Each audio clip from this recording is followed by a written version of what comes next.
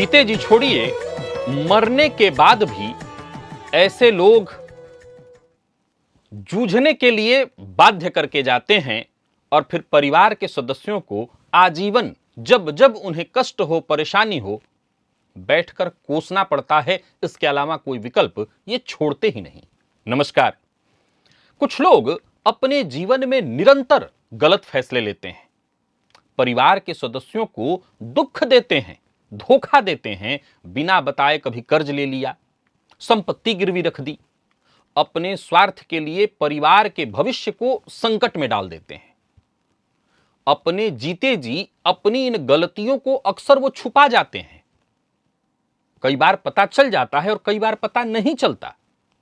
और कई बार जब वो इस दुनिया से चले जाते हैं तो उनकी इस जो गलतियां वो करके जाते हैं उसका असली बोझ परिवार पर टूट पड़ता है। न केवल आर्थिक संकट के रूप में बल्कि मानसिक और सामाजिक परेशानियों के रूप में लोगों को, परिवार के सदस्यों को इतना झेलना पड़ता है कि वो बाध्य हो जाते हैं कि मृत्यु के पश्चात भी अपने उस व्यक्ति का, वो चाहे प्रियजन कह लीजिए, घर का मुखिया कह लीजिए, कोई सदस्य कह लीजिए, उनको कोसना पड़ता है। कोसने के अलावा कोई विकल्प नहीं बचता।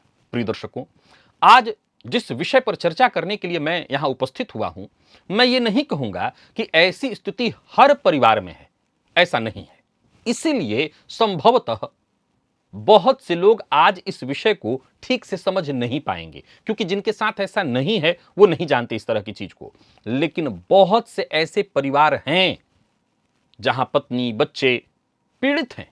कई बार स्त्रियों से के मामले में भी ऐसी गलतियां देखी गई हैं। अब लेकिन इस परिवेश में देखा जाए तो स्त्रियां अभी भी इतने निर्णय लेने वाली तो नहीं हैं कि परिवार को ही मुश्किल में डाल के चली जाएं। ये ज्यादातर पुरुषों के केस में देखने को आता है कि वो गलत निर्णय कर देते हैं।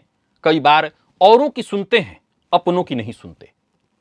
कई बार ऐसे ऐसे वो गलत निर्णय करते हैं जहां पूरा परिवार उनके जाने के बाद, रहते तो जूझता ही है, जाने के बाद और जूझने लगता है। अब सवाल उठता है कि क्या ऐसे लोगों की कुंडली पहचानी जा सकती है? क्या ज्योतिष में ऐसे कोई ग्रह योग हैं जो ऐसे लोगों की कुंडली की पहचान बता दे? क्योंकि उनके परिवार के सदस्यों को सजग हो जाना होगा। जीवन भर वो उनके रहते जो परेशानी, जो कष्ट उनको देखना पड़ रहा है वो तो ठीक है, मरने के बाद भी उनका पीछा नहीं छूटता ऐसे लोगों से। तो क्या बचने के कुछ रास्ते हो सकते हैं? क्या परिवार के सदस्यों को बचाया जा सकता है? ज्योतिष क्या इसमें सहयोगी हो सकता है? बिल्कुल हो सकता है। आज उसी सूत्र की चर्चा है।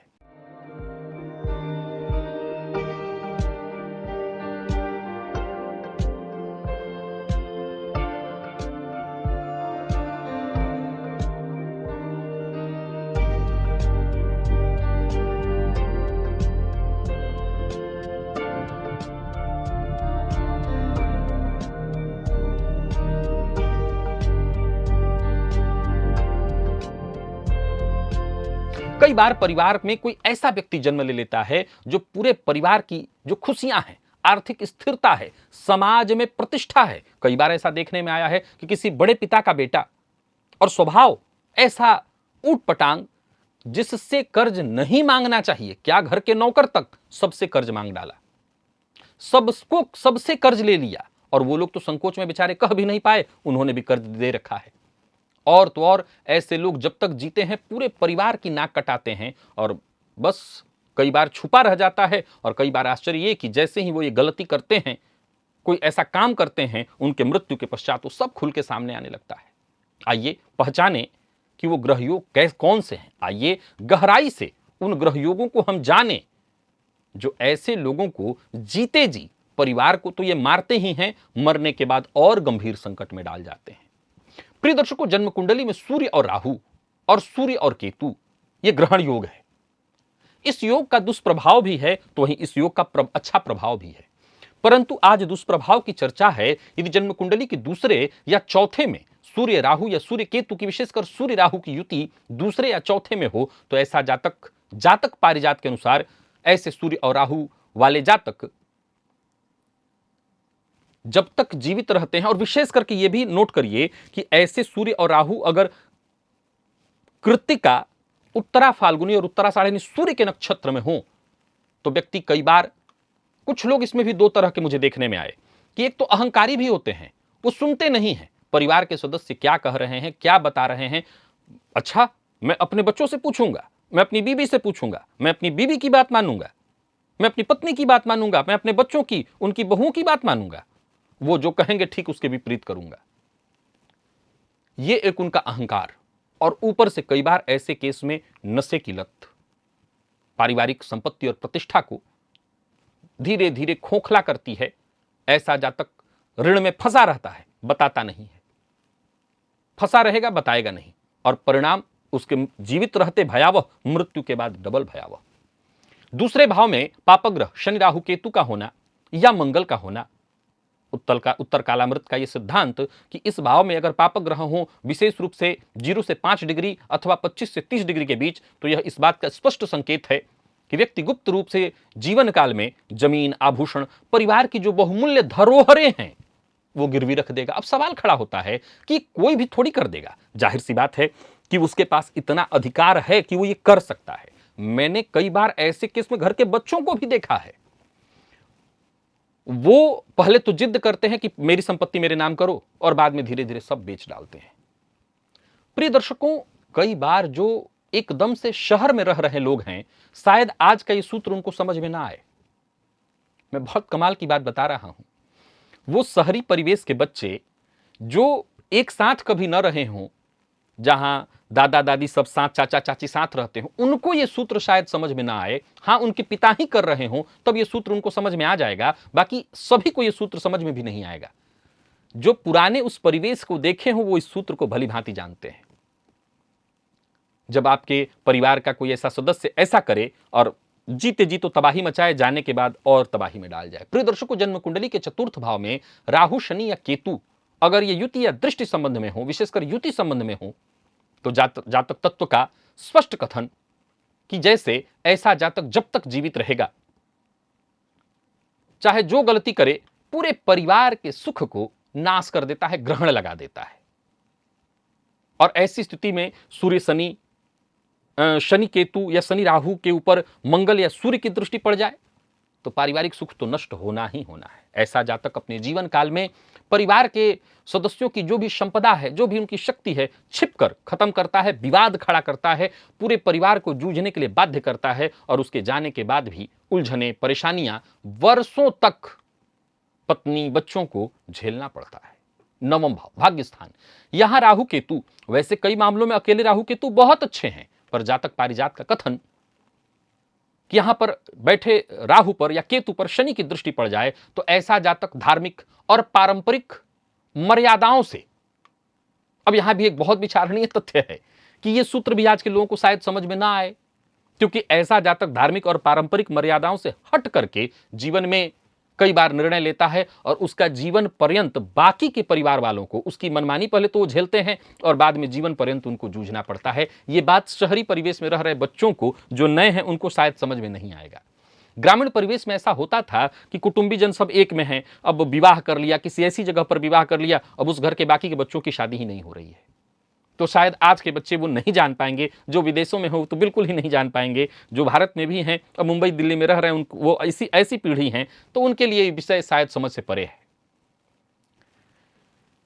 मैंने कुछ अलग और भी चीजें देखी हैं, जहां परिवार का एक सदस्य धर्म ही दूसरा अपना लिया, वहीं रह रहा है, उन्हीं लोगों के बीच रह रहा है, लेकिन अपना धर्म उसने त्याग दिया, दूसरे धर्म को अपना लिया। अब उसके पश्चात वो तो अपनी मनमानी कर गया, लेकिन अगर किसी कारणवशात वो नहीं रहा, तब उसके पत्नी, बच्चे, अब कोई उससे जुड़ना नहीं चाहता। बाकी के लोग उसका अपमान कर रहे हैं और वो सामाजिक अपमान से उबर भी नहीं पा रहे हैं। अब उनका दोष न भी हो तो भी वो दोषी हैं, क्योंकि उसके साथ रहे हैं। प्रिय दर्शकों, छठे भाव में शनि या राहु, उत्तर कालामृत का यह सिद्धांत कि यहां पर शनि राहु का होना जातक को बड़े बड़े गुप्त ऋण लेने के लिए बाध्य करता है। हालांकि शनि राहु का, यहां शनि का संबंध षष्ठ भाव से बहुत अच्छा कहा गया, राहु का संबंध बहुत अच्छा कहा गया है। कई बार ऐसी स्थिति में धनेश पीड़ित हो, द्वितीयेश पीड़ित हो, तो ऐसा जातक परिवार के ऊपर परेशानियां डाल देता है, और जब कानूनी नोटिस इत्यादि आने लगता है तब परिवार के सदस्यों को पता चलता है क्या गुल खिला रहा है।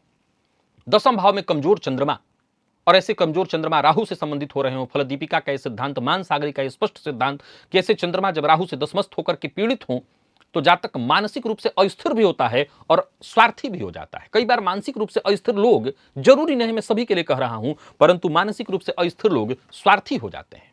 वो ऐसे ऐसे खतरनाक निर्णय ले लेते हैं जिससे उनका पूरा परिवार कई बार उबर ही नहीं पाता, और उनके द्वारा की गई गलतियों का जो दुष्प्रभाव आने वाली पीढ़ियों पर पड़ता है कि मानसिक और आर्थिक हर तरह का नुकसान उनको देखना पड़ता है। एक उदाहरण से समझिए कि मान लीजिए मेष लग्न की कुंडली है और दूसरे भाव में सूर्य राहु युति बनाए बैठे हैं 27 डिग्री पर, और चतुर्थ भाव में 3 डिग्री पर शनिदेव स्थित है।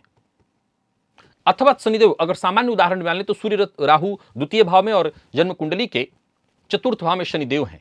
चतुर्थ के शनिदेव कई बार बहुत अच्छे कहे गए हैं, लेकिन कई बार ऐसा जातक चतुर्थ के शनिदेव लग्न पर उनकी दृष्टि द्वितीय भाव में सूर्य राहु कड़वी वाणी बोलेगा, जूझता रहेगा, जुझाता रहेगा। और अगर किसी शुभ ग्रह से ग्रह दृष्ट नहीं है, क्योंकि यहां गौर करिए तो जन्म कुंडली में सूर्य राहु यदि कुंडली के द्वितीय भाव में बैठे हैं तो अष्टम के केतु आकस्मिक धन लाभ कराने वाले होते हैं, लेकिन आकस्मिक गलत निर्णय कराने वाले भी होते हैं। और अगर कहीं जातक का लग्नेश कमजोर हुआ तो ऐसी स्थिति में जातक कोई ऐसा कार्य कर जाएगा जिसके चलते उसके रहते पूरा परिवार तो जूझेगा ही जूझेगा, जाते जाते भी पूरे परिवार को जूझने के लिए बाध्य करके जाएगा। कोई कर्ज ले जाए, या यूं समझ ले कि 10-15 वर्ष तक परिवार को उससे मुक्ति नहीं मिल पाएगी। फलतः उसके जाने के बाद भी लोग उसको कोसते रहेंगे। क्या करें, क्यों होता है ऐसा? प्रिय दर्शकों, कहीं ना कहीं ये पूर्व जन्म का संबंध है। बहुत ध्यान से सुनिएगा, अब जो मैं बताने जा रहा हूं असली रहस्य है। कहते हैं कि जो व्यक्ति मर गया अब उसको क्या दोष देना, यही बात है ना। लेकिन मैंने अपनी आंखों से ऐसे परिवार को देखा है जो मरे हुए व्यक्ति को कोसता है रोज, और क्या करे, न कोसे तो उसको कैसे राहत मिले, क्योंकि वो जूझ रहे हैं लोग, उनके पास कोई विकल्प नहीं। इंसान गाली कौन देता है? कमजोर देता है। अब उसके पास क्या विकल्प है कि बाहरी लोग आकर के जुझा रहे हैं, बाहरी लोग आकर के दरवाजे पर 4 बात बोल जा रहे हैं। जीते जी उस व्यक्ति ने जीवित नहीं छोड़ा, मरने पर भी नहीं जीवित छोड़ रहा है। क्या करें? सबसे पहले जान लीजिए कि अगर आपके घर में कोई ऐसा व्यक्ति है तो आप जो उसके चलते भोग रहे हैं ये ऐसा नहीं है, ये पूर्व का कर्ज है जो आपके ऊपर है और आपको झेलना ही पड़ेगा। उस व्यक्ति का आपने खाया था और इस जन्म में वो आपका कोई रिश्तेदार बनकर के, बेटा, पति या कुछ भी बनकर के आपके साथ खड़ा है। और प्रकृति, मैं हमेशा कहा करता हूं, प्रकृति का दंड विधान इतना खतरनाक है कि सोचकर रूह कांप जाती है। ये पूर्व जन्म का पारिवारिक ऋण है जो आपके कर्मों से जुड़ा हुआ है, और वर्तमान जीवन में वही व्यक्ति परिवार का सदस्य बनकर के ऐसे कृत्य कर रहा है जिसे भोगने के लिए आप बाध्य हो जाएं। बहुत सूक्ष्म रहस्य है, ज्योतिष स्पष्ट कर सकता है। क्या किया जाए? पितृदोष का निवारण तुरंत किया जाए, त्रिपिंडी श्राद्ध किया जाए, अमावस्या पर विशेष रूप से श्राद्ध किया जाए, पितृ तर्पण किया जाए,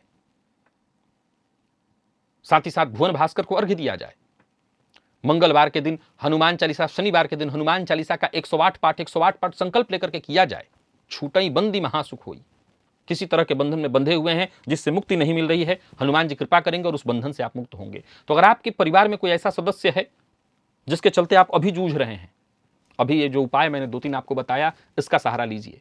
अपने माता को या आप स्वयं, जो भी जूझ रहा है, अपने कुल देवता और पितरों के नाम से रोज सायंकाल एक घी का दिया जलाना शुरू करिए। उनसे प्रार्थना करिए कि इनको सद्बुद्धि दें, और ठीक है अगर हमारा प्रारब्ध भी है तो जल्दी जल्दी कटे और हम शांति से जिएं। उनसे प्रार्थना करिए। हालांकि नाभुंग तंग क्षीयते कर्म, बिना भोगे प्रारब्ध खत्म नहीं होता, फिर भी प्रार्थना से, भगवान की आराधना से कई बार ऐसे कष्ट कम अवश्य हो जाते हैं। तो अगर आपके साथ कोई ऐसा है, आपके साथ ऐसे हादसे हो रहे हैं, आपके साथ कोई परिवार का ऐसा सदस्य है, बेटा हो सकता है, कोई और हो सकता है, जरूर कमेंट में बताइए और ये उपाय आप तुरंत शुरू करिए ताकि आपको राहत मिल जाए। और क्या कोई ऐसा योग आपकी कुंडली में घटित हो रहा है जिसके चलते आप ऐसा जूझ रहे हैं? मुझे इजाजत दीजिए, पुनः मुलाकात होगी। तब तक के लिए नमस्कार।